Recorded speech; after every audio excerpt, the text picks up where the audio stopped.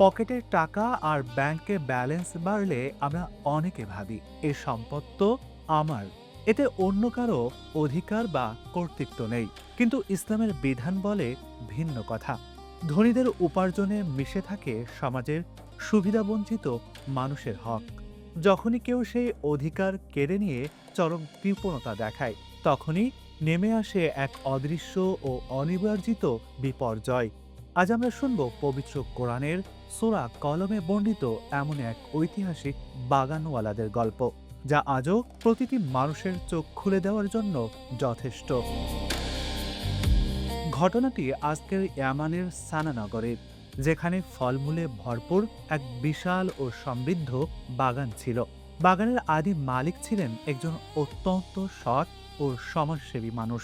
তিনি প্রতি বছর ফসলের একটি বড় অংশ গরিব দুঃখীদের মাঝে বিলিয়ে দিতেন। অসহায় মানুষের দোয়ায় তার বাগানে বরকত উপচে পড়ত। কিন্তু তার মৃত্যুর পর দৃশ্যপট বদলে যায়। বিশাল এই বাগানের মালিক হয় তার ছেলেরা। পিতার সেই মানবিক মূল্যবোধ ছেলেদের স্পর্শ করেনি। তারা ভাবল, আমাদের পিতা তো অবুঝ ছিলেন, তাই কষ্টের কামায় গরিবদের বিলিয়ে দিতেন। আমরা এই ভুল কখনোই করব না। ভাইদের মধ্যে একজন বাধা দিতে চাইলেও লোভের কাছে তার ভালো পরামর্শ হেরে যায়।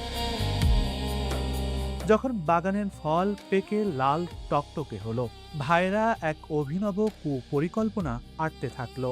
তারা ঠিক করলো, ভোরের সূর্য ওঠার আগেই অন্ধকারের মধ্যে সব ফসল কেটে ঘরে তুলে নেবে, যেন সকালবেলা ঘুম থেকে উঠে গরিবরা টের পাওয়ার আগেই সব শেষ হয়ে যায় এবং কাউকে একটি দানাও দিতে না হয়।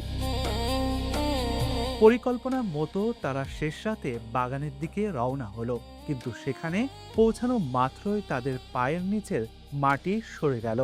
তারা যে বাগানের ফসল দিয়ে নিজেদের ভাগ্য বদলানোর স্বপ্নে বিভোর ছিল, রাতের অন্ধকারে আল্লাহর নির্দেশে এক প্রাকৃতিক দুর্যোগ এসে পুরো বাগানটি পুড়ে ছাই করে দিয়েছিল।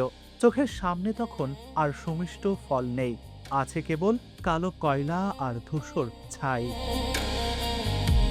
সর্বস্ব হারিয়ে ভাইদের চোখ খুলে গেল।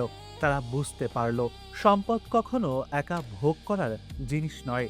তারা নিজেদের ভুলের জন্য আল্লাহ তাআলার কাছে খাঁটি মনে তাওবা করল। আল্লাহ তাআলা অত্যন্ত দয়ালু। তিনি তাদের তাওবা কবুল করে পরবর্তী বছর সে বাগানকে আবারও ফলে ফুলে ভরিয়ে দিলেন। এই ঐতিহাসিক ঘটনা আমাদের শেখায় যে আল্লাহর দেওয়া নিয়ামত পেয়ে যারা অহংকার ও কৃপণতা করে, তাদের পতন অনিবার্য। তাই প্রিয় নবী সাল্লাল্লাহু আলাইহি ওয়াসাল্লাম গরিবদের কতটা ভালোবাসতেন তা বোঝা যায় এই বিখ্যাত বাণীর মাধ্যমে। দরিদ্র মুমিনরা ধনীদের চেয়ে 500 বছর আগে জান্নাতে প্রবেশ করবে।